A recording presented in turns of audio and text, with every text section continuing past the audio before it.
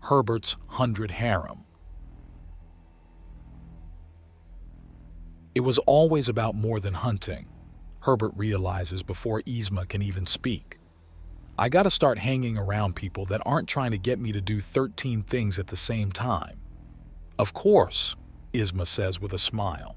You're testing me as a hunter, a parent, and more, Herbert says. And a grand matriarch is one whom has been as mother to an entire people. And to the Jalic, you are now a patriarch, father of the Jalic language. Well done, she says, and he takes a deep breath. No, this isn't just a prestige grab, a prank or a test. You're making humanity look better in such a way that the undaunted are put in an implied debt to you. A grand matriarch or patriarch is a signifier that an aggressive species can curtail their bloodlust and be a truly positive force beyond their race and beyond their capacity for destruction. To be as a parent to that which is not your own. Herbert muses out loud, shifting up his visor so it rests on his forehead and he's not distracted by the messages and tactical readout. Keep going, Yzma encourages him, which turns around a huge amount of perceptions on humanity and really cements us among apex races, the general perception of such species being both destructive and nurturing. Best exemplified in a grand hunt's mistress who's also a grand matriarch. Or in your case, a huntsmaster and soldier who's also a grand patriarch. Yzma replies. Do you plan these things or does the galaxy just line things up for you? Herbert asks, somewhat incredulously. I've learned to make everything I do work for something bigger. It's not only more efficient, but it just makes living the big life a breeze. I made this trip with the intention of spending time with my granddaughter and the family she's making. I also got to test humanity, put humanity in my debt and have a great deal of fun as I did. Yzma explains before her lower left arms pulls out a communicator and projects an image on the wall. How many have seen that image? Herbert asks, as it shows him standing firm, but in a semi-crouched state to keep his balance on the head of the Jalic. It zooms out from the close-in to show that it was taken right after the second had pulled the gigantic prize from the ocean. It's all over the observation station and spreading. As we speak, the galaxy sees you nurture and teach an entire species. Yzma answers as the image flashes to Herbert on the first bird, this time with an axiom filter to show him broadcasting his very being to the flock, and them awakening the ability to communicate with axiom in return. Then the picture shifts, and it's one of Yzma with a large bat monster.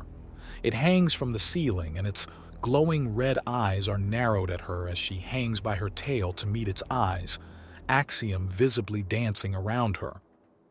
With one lesson, you have brought about enlightenment to a young species. A truly grand thing to do, a parental thing to do, or in your case, patriarchal. I'm going to have further responsibilities from this, aren't I? No, not really. But you will be expected to pop over and check on the Jalic. To be a grand patriarch means that you have taught a people without taking control. You have guided, but not commanded. When the Jalic join us in the galaxy at large, they will be taught your name.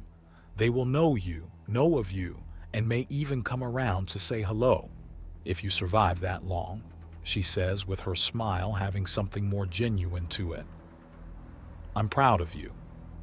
And if this is what you consider a vacation, I shudder to think of what you might consider a hard day's work. He can't help but note, and Yzma titters in amusement. I mean, seriously, woman, you're on break and you're directing the fate of entire species. Calm down. Oh no, it wasn't me that did that. I can't claim any credit. It's all on you. And does that mean you're not going to take credit for teaching and guiding a grand patriarch? He asks, and her titters are joined by a little jolt. The noses of a Zetan are built very differently so they don't snort when they laugh, but they will occasionally jolt, like a hiccup but more whole body than upper chest and head. Oh no, to use the human turn of phrase, being a grand matriarch is an enormous feather in my cap, having one in my family. One that becomes one after joining my family and while with me. It gives me a matching feather. Because it's one thing to be a grand matriarch, but to be the grandmother of a grand patriarch is another, Herbert says. Exactly. My souvenir for this trip is sheer bragging rights. It's so rare for a grand matriarch to have another grand matriarch or patriarch in the family, not unless a pair marry at any rate. How rare? Herbert asks. In the whole galaxy, it's happened less than 1,000,000 times, she says with a smile, and Herbert has to remind himself that, yes, the galaxy is just that huge. 1,000,000 is a number so small to these people that it may as well be nearly non-existent. Are you about to tell me that there's some kind of get-together for this exclusive club I have to go to now? I'm not sure how many spontaneous vacations I can take before my boss starts getting mad at me. Herbert notes somewhat wryly, as if he would be denied going to be among people high-profile enough for the undaunted to want to keep tabs on anyway. Why sneak someplace you have an open invitation to? Like your employers wouldn't jump up and down at the chance to have you rub elbows with the grand matriarchs of the galaxy. Isma counters, and there's a slight shift as the shuttle hits space. Excuse me, I enjoy watching the approach to a station when I can. With that, she leaves him alone with his thoughts, and he lowers the visor again. The first comment he reads makes him snort.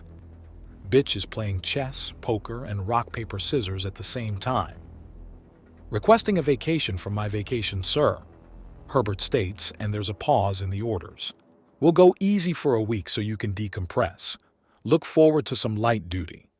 It reads out and he lets out a sigh.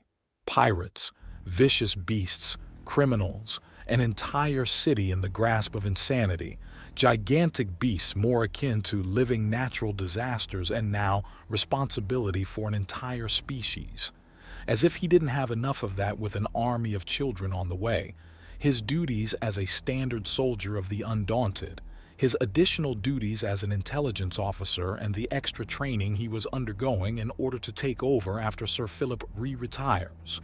Hopefully, the Ingram program will be up to a level where delegation is the name of the game and the Undaunted numbers can properly expand. He walks into the main control room and looks out to see the last little bit of the landing process. It's interesting in that a small space shuttle is easily bigger than some apartments on Earth, bigger than some houses even. Oh, that's a big crowd, Herbert notes as the docking bay doors close and the room repressurizes. The air is immediately followed in by what appears to be half the population of the station itself. Well, you just did what most of them thought was impossible. Of course they're impressed.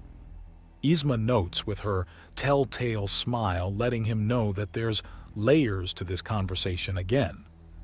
Bologna. Nothing on this trip has been that much of a challenge. Did they not even try? He asks, and Isma titters. Those that dare do. I don't think you fully appreciate just how rare such daring is. Isma answers. Let me guess, nearly Apex exclusive? Herbert asks somewhat sourly. It stuck in his craw somewhat that some races had things so easily that they don't even have proper instincts for survival. Even rarer, for every person like you who refuses to sit still and do nothing, there are 1 billion content to simply be. It's not a bad thing. But when one who proves themselves unwilling to be settled blasts through the lives of the calm and quiet, they notice. They notice keenly when something momentous happens. Head on out now, your adoring crowd awaits. Isma bids him, and he gives her an incredulous look over his visor. Okay, fine. You want to play that game? Let's play that game. He replies. Come on, girls. We need our swagger on to make the right impression. The side door to the shuttle opens, and standing at the front of his wives with his grandmother in the back, Herbert's grin isn't quite as big, but it's filled with enough rakish audacity to more than make up for things. He then throws up his arms with his index and pinky fingers extended, and there's a roar of appreciation. The ice thoroughly broken with the strange but clearly exultant move. The questions of how he did that. How did he know it would work, and the classic requests for his hand in marriage fly hard and fast, and he holds up his hands. Ladies, I know you're excited, but please contain yourselves. I just did what any other man would in my situation. He says, putting emphasis on the word man in order to really drive it home. Now, if you really want someone to put the credit on, then thank my grandmother-in-law, Grand Matriarch and Grand Hunt's Mistress Isma. This little family vacation was her idea after all. Oh, I can't take credit like that, dear little Herbert. The adorable focus you have on your training, your sense of duty and complete lack of fear is something you were blessed with long before we met. I'll wager it was before we were even family. Isma volleys back instantly. The woman may be old enough to have been in the crowd at the crucifixion. She's not going to be caught off guard. But you were the one who brought up falconry and the other old hunting methods of moving with beasts before coming to Jalik. I mean, that's all I really did. A bit of falconry with a plus-sized bird. Herbert plays down his role again, and the attention in the docking bay switches to Esma once more. Oh, don't be modest. You used a cooperative hunting style you've never even tried before flawlessly, and to such a level, an entire species just got a boost in their language development. I've seen the reports already coming in. They're speaking to each other along the nests and helping one another hunt. They're using the axiom, and you showed them how. Isma all but purrs. Grandmother, you can't have your intended plan go off to a flawless success and then claim no credit. We all dance to your melody. Take the credit for playing it, Herbert remarks. Unfortunately for you, I only expected you to hunt with the beast, not help it ascend. Oh no, when someone succeeds well and truly beyond your greatest expectations, you must give credit where it is due. Isma deflects, and the crowd turns back to Herbert in this demented game of credit tennis. Beyond your expectations. Grandmother, be honest, you knew this was going to happen, particularly because you were there to hear every part of my own plans after scheduling all these hunts. If you didn't think this would happen, you would have said something to that effect as things went off track. Herbert remarks, it's just crass to blame your tools for your own good work. Everyone a round of applause for Grandmother, Grand Hunt's Mistress, and Grand Matriarch Isma. The docking bay erupts into applause with Herbert turning around and walking backwards through the crowd while applauding her. He mouths a single word before vanishing. Gotcha, Isma huffs in amusement. He wants to play that way? Try to force a conclusion on his terms? Too bad. She's had more rebellious children than he's had hot meals. She doesn't get flustered anymore. Which is why I'm so proud of you. So new to the family and living up to every inch of its legacy. Isma gushes, rushing through the crowd, picking him up and kissing him on the cheek before hugging him tightly before gushing again. So proud you're so quick on the uptake. I don't lose, she whispers in his ear. He tries to phase out, but he's in her arms and she can cancel that with ease. Much like his teleport and his attempt to shrink down to a tiny size to slip out of her grip. We'll see. He answers, and she has to adjust her hug to stop him from reaching his smoke bombs, flash bangs, and gas grenades. 1,000 years too young to slow me, Sonny.